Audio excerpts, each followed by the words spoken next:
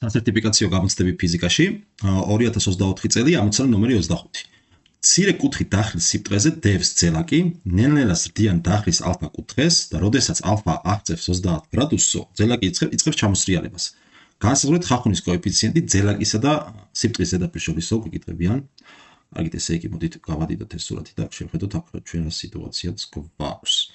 კარგით, დავუშვათ ეს ამ სხეულის მასა, მოდით იყოს რაიმე m მასის ძელაკი გქონდეს. და ჩავწეროთ ახლა რა ძალები მოქმედებს ამ m მასის ძელაკზე.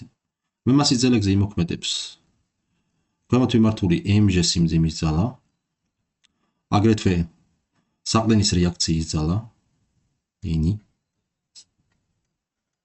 ამავდროულად ამ ძელაკსა და ზედაპირ შორის აღიძრება ხახუნის ძალა და იქიდან გამომდინარე რომ ჩვენ გვეუბნებიან რომ 30 გრადუსიან კუთხის დროს უკვე იწყებს ჩამოსრიალებასო, არა მარტო ხახუნის ძალა აღიძრება, არამედ ეს f იქნება ხახუნის მაქსიმალური მნიშვნელობა, f ხახუნი მაქსიმალური ძალა აღიძრება, ასე.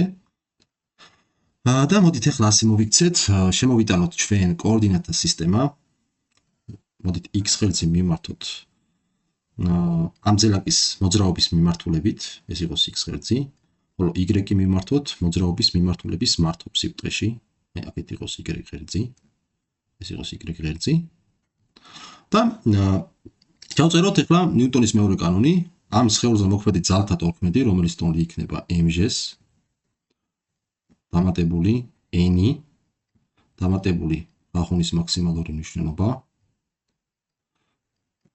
უნდა უდრიდეს მასისა და აჩქარების ნამრავს. თუმცა რადგანაც ძელაკი იწყებს ჩამოსრიალებას და ჯერ კიდევ არ დაუწყია, აქ ვიბრებია რომ იწყებს ჩამოსრიალებას. შესაბამისად აჩქარება ამ მომენტისათვის ჯერჯერობით 0-ის ტოლი არის.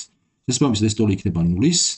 მომent მოდით უფრო კორექტულები რომ ვიყოთ 0 ვექტორის ტოლი იქნება, რადგანაც არ შეიძლება ვექტორი აბსურდი არის რომ უდრიდეს სკალარს, ამიტომ 0 ვექტორი დავწეროთ. კი ბატონო. ეხლა მოდით განვიხილოთ გეგმილები. დავაგეგმილოთ პირველ რიგში მოდი ეს განტოლება y ღერძზე, x ღერძზე პირობითად, ან y ღერძზე იყოს. მოდით y ღერძზე გავუკეთოთ ეს ჯერ. mgy პლუს ny იქნება, პლუს f ხახუნის მაქსიმალური მნიშვნელობა y ღერძზე უდრის 0-ს. საიდანაც ახლა ჩვენ gy-ის გეგმილი რა იქნება? gy-ის გეგმილი ეს ამ საკუთხედებს თუ განვიხილოთ, საკუთხედების მსგავსებიდან გამომდინარე, ეს კუთხეც იქნება ალფა, ეს კუთხეც შიგაჯვარედინი კუთხე არის და ესეც არის ალფა და გეგმილი y ღერძზე ტოლი არის mg კოსინუს ალფასი, მაგრამ თვითონ გეგმილი და y ღერძზე ურთიერთსაწინააღმდეგო მიმართულებით იყურებიან, შესაბამისად გვექნება -mg კოსინუს αλφა.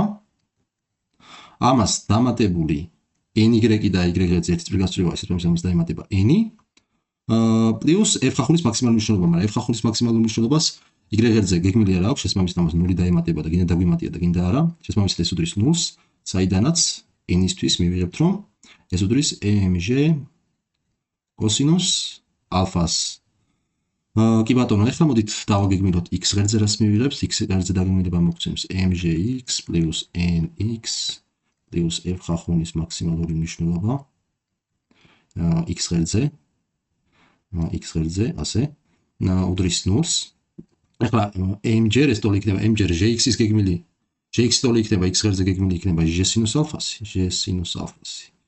n-ს რეაქციის ძალას x ღერძზე გეგმილი არ აქვს, დაემატება 0 და ამას გამოვაკლდება f ხახუნის მაქსიმალური მნიშვნელობა. რადგან ხახუნის მაქსიმალური მნიშვნელობა და x ღერძის საწინააღმდეგოდ არიან მიმართული, მაგრამ მეორე უფრო თუ გავითვალისწინებთ, რომ f ხახუნის მაქსიმალური მნიშვნელობა ტოლი არის μn-ის, ანუ შესაბამისად ეს ტოლი იქნება μ ჯერ n ნაპოვნი გვაქვს mg კოსინუს ალფა, mg კოსინუს ალფა და გავითვალისწინოთ, ესე იგი f ხახუნის მაქსიმალურის მაგივრად შევაწეროთ -mg კოსინუს ალფა უდრის 0-ს, ეს mg-ების შეგვეკვეცება და რა გამოგვდის ჩვენ აქედან რომ სინუს ალფა უდრის μ კოსინუს ალფას, საიდანაც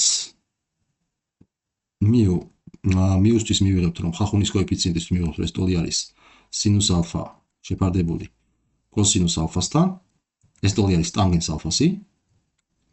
შესაბამისად ტანგენს ალფა 30 გრადუსია, 30 გრადუსზე კიდე ტანგენს ალფა, ტანგენს 30 გრადუსი ტოლი არის ფესვის 3 შეფარდებული 3-თან. ანუ საბოლოოდ თუ დავწერთ პასუხს μ ხახუნის კოეფიციენტი ყოველი ყოფილა ფესვი 3 შეფარდებული 3-თან. პასუხი G.